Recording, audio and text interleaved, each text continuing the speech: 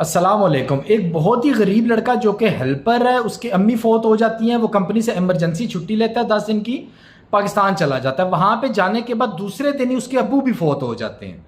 वो दोनों के जनाजे करता है, जनाजे करने के बाद 10 दिन के बाद वापस आ जाता है, और आने के बाद जब 40 दिन पूरे होते हैं तो उसने 40वां करना होता है अपने माँ बाप का। वो अपने भाई को फ़ोन करता है, मैं भी करीब बैठा ये बात सुन रहा होता हूँ।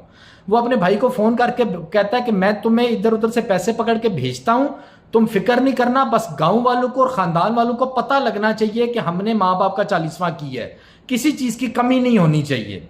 तो आप क्या समझते हैं इस सोच के साथ कि आपका माशरा या आप लोग ज़िंदगी में तरक्की कर सकते हैं कभी?